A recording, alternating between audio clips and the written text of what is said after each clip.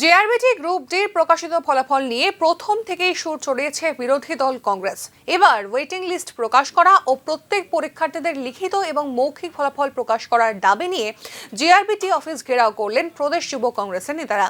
সোমবার সকালে জেআরবিটির অফিস ঘেরাও করেন যুব কংগ্রেসের নেতারা। প্রথম থেকেই তারা গ্রুপ ডি এর ফলাফলে দুর্নীতির গন্ধ পাচ্ছেন বলে অভিযোগ করতে থাকেন। তাদের অভিযোগ, রাজ্যে গ্রুপ সি এবং গ্রুপ ডি পরীক্ষা নেওয়া হয় বহু তাল বাহানার পর। গ্রুপ সি এর ফলাফল বেরিয়েছিল, সেখানেও দুর্নীতির গন্ধ ছিল বলে অভিযোগ করেন যুব কংগ্রেসের নেতারা। সেক্ষেত্রেও রাজ্যের যুবক যুবতীরা বঞ্চিত। এবার দুদিন আগে গ্রুপ ডি এর রেজাল্ট বের হয়।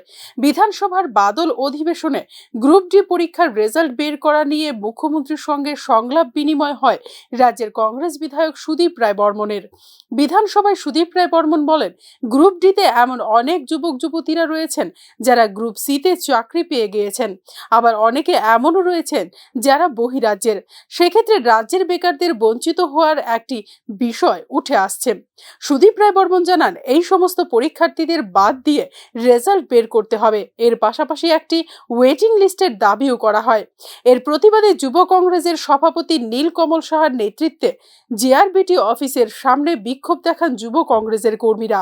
এই ফলাফল বেরানোর আগে আমাদের রাজ্যের মাননীয় যিনি বিধায়ক সুদীপ রায় বর্মন বিধানসভার এই 3 দিনের অধিবেশন চলাকালীন তিনি রাজ্যের মাননীয় মুখ্যমন্ত্রীর কাছে এবং রাজ্য সরকারের কাছে দাবি রেখেছিলেন, চিঠি লিখেছিলেন এবং বিধানসভায় দাঁড়িয়ে বলেছিলেন যে এই গ্রুপ ডিতে এমন বহু ক্যান্ডিডেট আছেন যারা গ্রুপ সিতে উত্তীর্ণ হয়েছেন, অনেকে সেখানে চাকরি করছেন বা অনেকে বহিরাজ্য থেকে আছে, এদেরকে যাতে না দিয়ে আমাদের রাজ্যের যারা ভূমিপুত্র, আমাদের রাজ্যের যারা ছেলে, তাদেরকে যাতে দেওয়া হয়।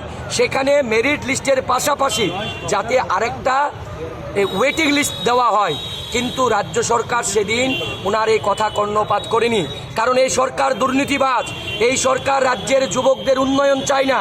এই সরকার পয়সার বিনিময়ে, অর্থের বিনিময়ে রাজ্যের যুবকদেরকে বঞ্চিত করছে।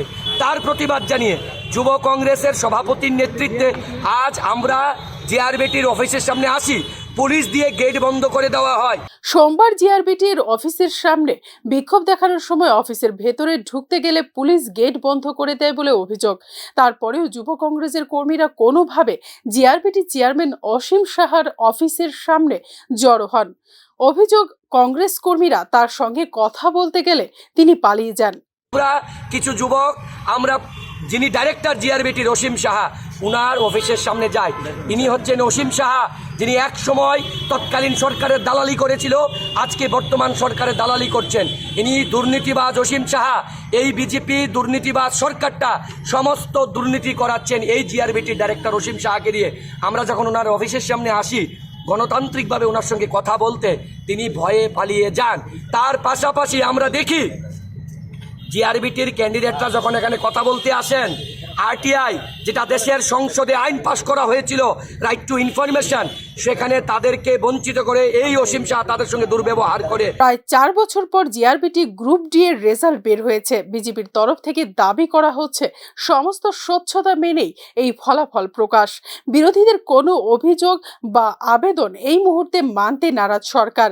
গোটা বিষয় এখন কোন দিকে মোড় নেয়, এখন সেটাই দেখার। Bureau report, news now.